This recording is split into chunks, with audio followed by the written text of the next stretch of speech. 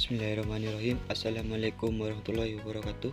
Yang saya Takdim Gaji Muhammad Hasan Mutawakil Allah SHMM, yang terhormat Rektor Universitas Islam Zainul Hasan Gegong Probolinggo, Takdi Dr. Abdul Aziz Wahab MAG, yang saya hormati Dekan Febi dan Kaprodi Ekonomi Syariah Universitas Islam Zainul Hasan Gegong, yang saya hormati segenap dosen penguji seminar proposal, yang saya hormati dosen pembimbing 1 dan 2. Saya Muhammad Yoga Kurniawan dari Prodi Ekonomi Syariah. Mohon izin menyampaikan proposal penelitian yang berjudul Peran Kelompok Tani dalam Meningkatkan Pemberdayaan Petani Kopi. Studi kasus petani kopi di Desa Kalianan, Kecamatan Kecil. Latar belakang petani kopi di Desa Kalianan memiliki 5 titik permasalahan. Yang pertama yakni keterbatasan sarana dan prasarana. Yang kedua, akses pemasaran belum optimal. Yang ketiga, belum maksimalnya pemberdayaan oleh kelompok tani. 4, kurangnya dukungan dari pihak eksternal. 5, kapasitas kelembagaan petani masih lemah. Penelitian tertarik mengangkat topik ini karena peran strategis kelompok tani dalam pemberdayaan petani belum sepenuhnya dioptimalkan. Penelitian ini bertujuan untuk mengukur sejauh mana kelompok tani mampu mengatasi permasalahan petani secara efektif serta mengidentifikasi faktor-faktor pendukung dan penghambat pemberdayaan petani melalui kelompok tani. Rumusan masalah 1. Bagaimana peran kelompok tani dalam meningkatkan pemberdayaan petani kopi di Desa Kalianan? Yang kedua, apa saja faktor pendukung dan penghambat pemberdayaan petani kopi melalui kelompok tani? Tujuan penelitian. Yang pertama, mengetahui peran kelompok tani dalam meningkatkan pemberdayaan petani kopi di Desa Kalianan. Yang kedua, mengidentifikasi faktor pendukung dan penghambat dalam pemberdayaan petani kopi melalui kelompok tani. Manfaat penelitian teoritis, menambah wawasan dan kajian ilmiah tentang pemberdayaan petani dan penguatan kelompok tani. Yang praktis, bagi petani, memberikan gambaran peran kelompok tani dalam peningkatan kapasitas dalam kesejahteraan. Untuk bagi pemerintah, sebagai acuan dalam perumusan kebijakan pemberdayaan petani. Bagi peneliti, menjadi referensi untuk penelitian lanjutan di bidang pertanian dan pembangunan.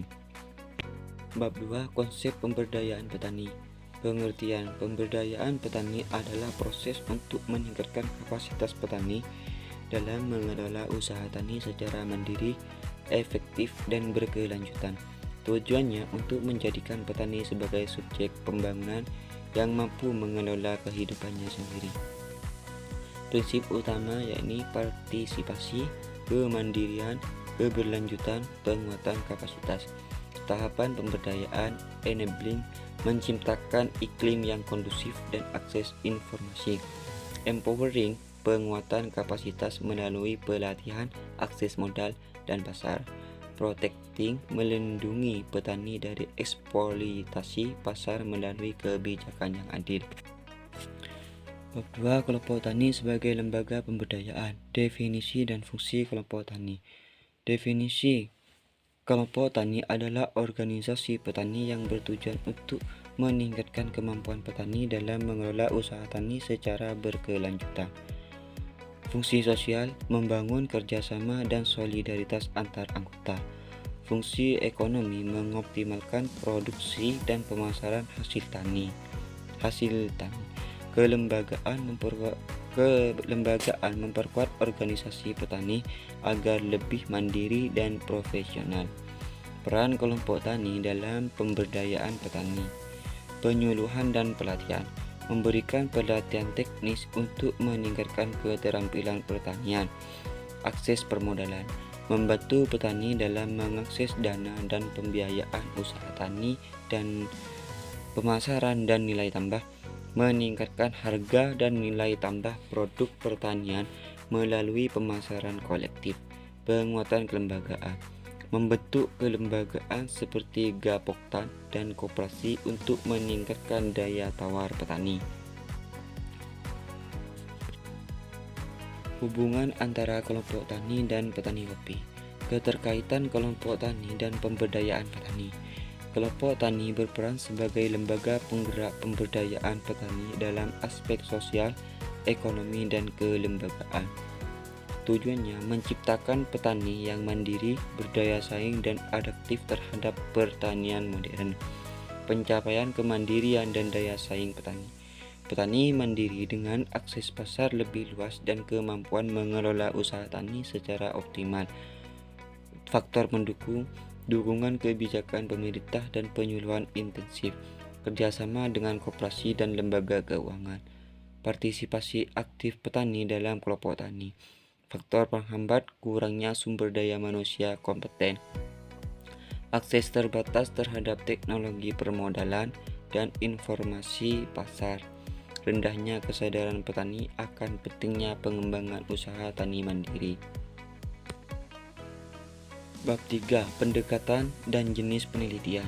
Pendekatan kualitatif deskriptif fokus pada pemahaman mendalam fenomena peran kelompok tani dalam pemberdayaan petani di Desa Kalianan, Kerincil, Kabupaten Probolinggo, mengungkap pengalaman, pandangan, dan interaksi sosial dalam kelompok tani. Jenis penelitian, studi kasus, eksplorasi mendalam mengenai dinamika kelompok tani, kendala dan faktor pendukung pemberdayaan petani, memberikan gambaran komprehensif tentang peran kelompok tani dalam meningkatkan kesejahteraan petani. Bab 3. Kehadiran peneliti. Peran peneliti, observator, dan fasilitator menggali informasi tentang dinamika pertanian kopi di Desa Kalianan, Kecamatan Krucil, Kabupaten Probolinggo, melakukan observasi partisipatif, wawancara, dan diskusi kelompok terarah atau FGD. Hasil yang diharapkan, memberikan wawasan dan model strategi pemberdayaan petani kopi yang dapat diterapkan di daerah lain. Bab 3. Data dan sumber data penelitian. Dari data primer, yakni sumber anggota kelompok tani, ketua kelompok tani, penyuluhan pertanian, dan aparat desa. Metode pengumpulan, wawancara mendalam, observasi lapangan, dan diskusi kelompok terfokus atau FGD. Data sekunder.